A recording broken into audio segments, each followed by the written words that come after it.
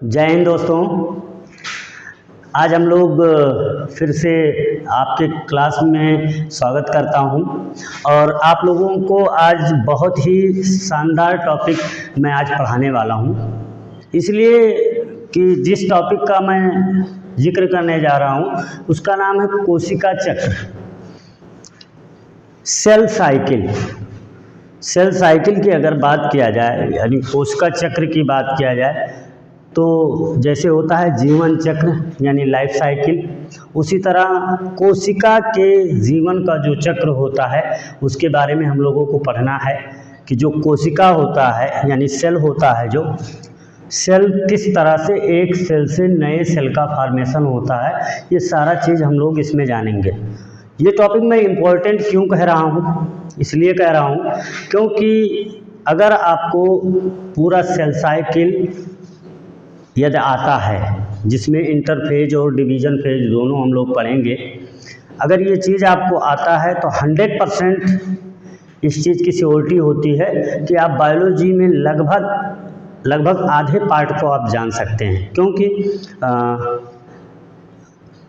लगभग 50% बायोलॉजी में हर जगह आपको सेल डिवीज़न की बात यानी कोशिका विभाजन की बात आती है ना। हैप्लॉइड डिप्लॉइड क्या है, ये सारी चीज़ें आप समझ पाएंगे, कैसे एक जनरेशन से दूसरे जनरेशन में चेंजेज हो जाता है, क्या कारण है जिससे बदलाव हो जाते हैं, क्या कारण है कि कुछ कमियां आ जाती हैं। ये सारे चीज़ों का आंसर जो है ये आपके इस टॉपिक में मिलने वाला है अगर आप पूरा कोशिका चक्र पढ़ते हैं तो, यानी सेल साइकिल अगर आप पढ़ते हैं तो आपको टोटली जितना नॉलेज होना चाहिए वो सारा चीज़ रहेगा और बहुत अच्छे से आप अदर टॉपिक को भी पढ़ पाएंगे। इसीलिए कोशिका विभाजन को मैं कहता हूँ कि ये रीढ़ की हड्डी होता है, किसका, जीव विज्ञान का यानी बायोलॉजी का ये स्पाइनल कार्ड होता है ना।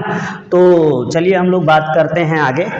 कोशिका की अगर बात किया जाए तो कोशिका, ये चीज़ हम सभी जानते हैं कि जो पुरानी कोशिका होती है, पुरानी कोशिका से ही नए कोशिका का निर्माण होता है ना।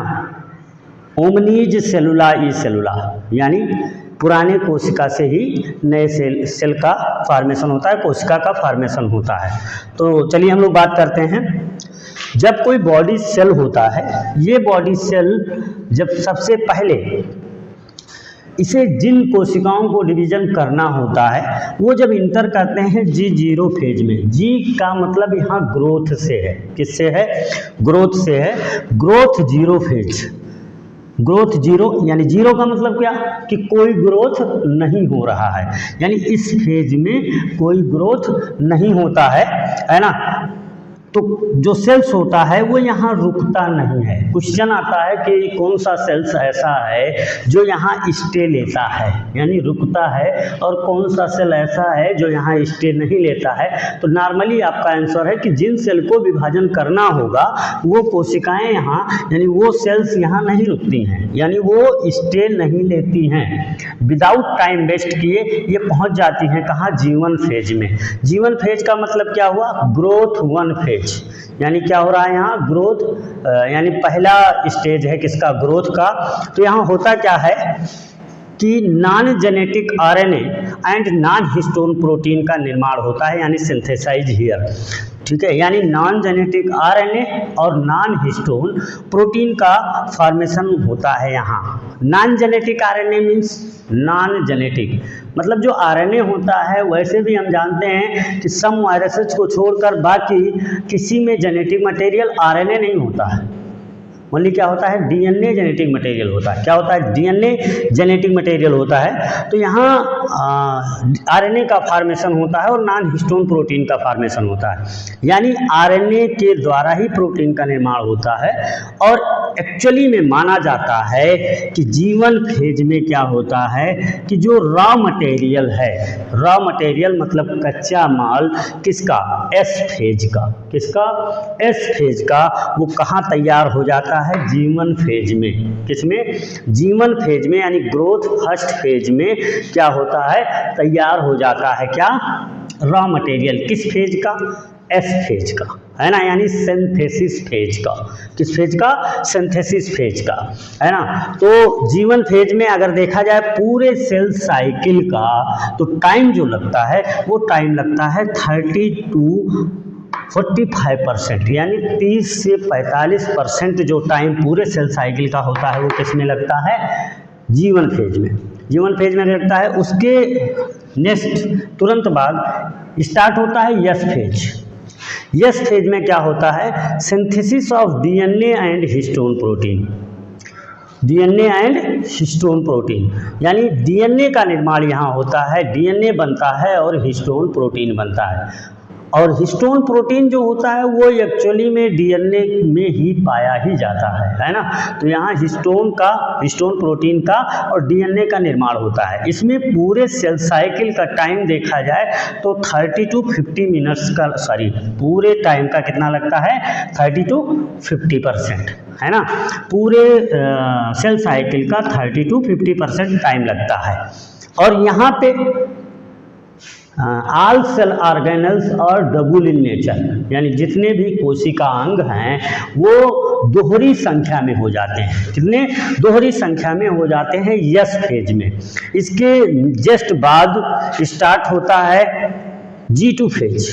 G2 फेज में क्या होता है? सेम एज जीवन फेज, यानी जो प्रतिक्रियाएं कहाँ हो रही हैं? जीवन फेज में हो रही हैं, वही प्रतिक्रियाएं G2 फेज में भी होती हैं। मतलब non genetic RNA and non histone protein, यानी हमने कहा कि इसका रॉ मटेरियल तैयार होता है, इसका कच्चा माल यानी कि एस फेज का यहाँ तैयार हो जाता है। अब देखिए यहाँ तैयार हो गया, उसके बाद में जैसे यहाँ पहुँचा तो डीएनए और हिस्टोन प्रोटीन के सिंथेसिस के लिए जो यहाँ चीज़ तैयार हुआ था वो क्या हुआ? खपत हुआ, यानी यूज हुआ, है ना। उसके बाद जो कम हुआ उसको पूरा करने के लिए, यानी भरपाई करने के लिए वही चीज़, यानी जो जीवन फेज में होता था वही same to same G2 phase में होता है। और यहाँ पूरे सेल साइकिल का केवल 10 से 20% टाइम लगता है। कितना? 10 से 20% का टाइम लगता है। तो उसके बाद यहाँ तक के स्टेज को, यानी G1 से लेकर और कहाँ तक? G2 फेज तक क्या होता है? इसे हम कहते हैं इंटरफेज, या इसे बोला जाता है प्रिपरेशन फेज, यानी कोशिका के तैयार होने का फेज। किसके लिए? विभाजन के लिए। किसके लिए? विभाजन के लिए कोशिका अपने आप को यहाँ क्या करता है? प्रिपेयर करता है, तैयार करता है, जो है डिवीजन करने के लिए तैयार करता है। जीवन आप लोग समझ पाए होंगे, जीवन में क्या होता है? Non genetic RNA and non histone protein का फॉर्मेशन होता है। डीएनए और हिस्टोन प्रोटीन का फॉर्मेशन कहाँ होता है? यस फेज में होता है।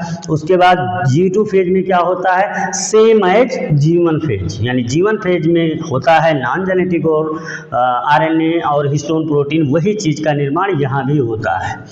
टोटल अगर टाइम देखा जाए तो जीवन में 30 to 45% टाइम लगता है, एस फेज में 30 to 50% लगता है, G2 में 10 to 20% लगता है। अब यहाँ तक कोशिका क्या हो जाती है? तैयार हो जाती है। क्या करने के लिए? विभाजन करने के लिए। नेक्स्ट स्टेप जो आता है वो आता है डिवीजन फेज, यानी विभाजन जो है, भाग जो होता है ये आता है। तो डिवीजन फेज में दो तरह का डिवीजन कोशिकाओं में होता है। दो तरह का डिवीजन कोशिकाओं में होता है। नंबर 1 माइटोसिस और दूसरा मियोसिस, यानी समसूत्री विभाजन और अर्धसूत्री विभाजन। दो तरह का विभाजन होता है कोशिकाओं में। अब कोशिकाओं में दो तरह का विभाजन कहाँ कैसे होता है ये सारा चीज़ हम बताएंगे आपको। देखिए हमारा जो शरीर है, हम ह्यूमन्स बीइंग को लेकर चल रहे हैं, यानी मनुष्य के बारे में थोड़ा सा आपको बताऊं। ह्यूमन बीइंग्स का पूरा शरीर हमारा पूरा शरीर जो बना है वो सोमैटिक सेल से बना है, यानी बॉडी सेल से बना है। और बॉडी सेल में अगर माइटोसिस डिवीजन होना है तो ये किसके लिए होता है? बॉडी के ग्रोथ के लिए होता है, repair parts of the body के लिए होता है, या वर्न आउट्स ऑफ द सेल्स के लिए होता है, यानी हम कहीं चोट खा गए तो उसे रिपेयर करने के लिए होता है, हमारा वृद्धि हो रहा है तो उसके लिए होता है, या कुछ सेल ऐसे डैमेज हो जाते हैं उनको पूरा करने के लिए डिवीजन होता है। अगर मान लिया जाए कि डिवीजन ना हो हमारे बॉडी में तो क्या होगा? अगर डिवीजन नहीं होगा तो हम छोटे जन्म लेते हैं और छोटे ही रह जाएंगे, यानी हमें वृद्धि नहीं होगा। कोई पार्ट अगर चोट खा गया है, इंजरी हो गया है, तो वो उसी तरह रहेगा, यानी वो उसका रिपेयरेंस नहीं होगा, रिपेयर नहीं होगा। ठीक है, तो इन सब चीज़ों के लिए माइटोसिस डिवीजन होता है। माइटोसिस का मतलब ही होता है समसूत्री विभाजन, मतलब जैसा सेल है, सम मतलब एक समान, सूत्रण होता है यानी गुणसूत्र में विभाजन होता है, यानी जैसा सेल होता है उसी प्रकार के सेल का निर्माण हो जाता है, यानी नए सेल का निर्माण हो जाता है। उसके बाद दूसरा होता है मियासिस डिवीजन, अर्धसूत्री विभाजन। इसमें क्या होता है? गुणसूत्र यानी क्रोमोसोम्स, या आप कह सकते हैं कह रहा है अर्धसूत्री मतलब आधा, सूत्रण मतलब बटना, यानी जो सूत्र होता है वो कितना बटे? आधा आधा बढ़ जाता है ना, तो इसीलिए इसे कहा जाता है अर्धसूत्री विभाजन, है ना। यानी ये जैसा सेल होता है वैसा सेल नहीं बनता है, ये जो नए सेल्स बनते हैं वो क्या हो जाते हैं, उनमें जो गुणसूत्र यानी क्रोमोसोम होता है वो आधा हो जाता है। यानी सिंपली मैं समझाने का आपको प्रयास कर रहा हूँ, बाकी इसके बारे में तो डिटेल में हम लोग माइटोसिस और मियासिस में नेक्स्ट वीडियो में चर्चा करने वाले हैं। लेकिन मियासिस जो डिवीजन, हमने इसका क्या कहा कि पूरे बॉडी की कोशिकाओं में माइटोसिस डिवीजन होता है, लेकिन मियासिस डिवीजन होता है जो हमारे गोनोडियल सेल में होता है। किसमें होता है? गोनोड्स में होता है, यानी जहाँ से गैमेट का फॉर्मेशन होता है, और गैमेट हैप्लॉइड होता है। उस चीज़ के बारे में हम लोग डिटेल में चर्चा करेंगे। तो आई होप आप लोग समझ पाए होंगे। कोशिका चक्र जो है आप यहाँ तक क्लियर करिएगा कि इसमें जीवन फेज में क्या होता है, genetic non genetic RNA non histone protein का फॉर्मेशन होता है, 30 से 45% का टाइम लगता है। एस फेज में यानी सिंथेसिस फेज इसका नाम ही है ना। सिंथेसिस होता है किसका? डीएनए और हिस्टोन प्रोटीन का। हमने बताया इस फेज में क्या होता है, सारे जितने भी कोशिकांग होते हैं यानी सेल ऑर्गेनल्स होते हैं वो डबल इन नेचर में हो जाते हैं, यानी दोहरी संख्या में हो जाते हैं। उसके बाद G2 फेज में यहाँ 10 से 20% का टाइम लगता है, और सेम है जीवन फेज, यानी जो जीवन फेज में होता है वही G2 फेज में भी होता है ना। यहाँ तक का इंटरफेज होता है सेल साइकिल का, यानी प्रिपरेशन फेज होता है। कोशिका तैयार होता है किसके लिए? विभाजन करने के लिए। अब डिपेंड ये करता है कि किस तरह का सेल है, जिस तरह का सेल्स होगा उस तरह का विभाजन होगा। अगर देखिए मान लीजिए नॉर्मली ह्यूमंस की बात किया जाए तो हमारे बॉडी सेल है तो माइटोसिस डिवीजन होगा, यानी समसूत्री विभाजन। अगर गोनोडियल सेल है यानी गोनोड का सेल है तो क्या? मियासिस डिवीजन होगा। बॉडी के रिपेयर करने के लिए, ग्रोथ करने के लिए, या ऑर्न आउट सेल्स हो गए हैं, डैमेज हो जाते हैं सेल्स, उनको सही करने के लिए कौन सा डिवीजन होगा? माइटोसिस। लेकिन वहीं अगर गैमेट का फॉर्मेशन होना होगा तो किसका फॉर्मेशन होगा? मियासिस का, मियासिस डिवीजन होगा। क्या होगा? Myiasis division. गैमेट्स का बनना होगा तो क्या होगा? मियासिस डिवीजन, है ना। तो आई होप आप लोग समझ पाए होंगे, और नेक्स्ट जो वीडियो बनाऊंगा वो किससे जो है माइटोसिस और मियासिस के बारे में आपको डिटेल में बताएंगे। So thank you for watching.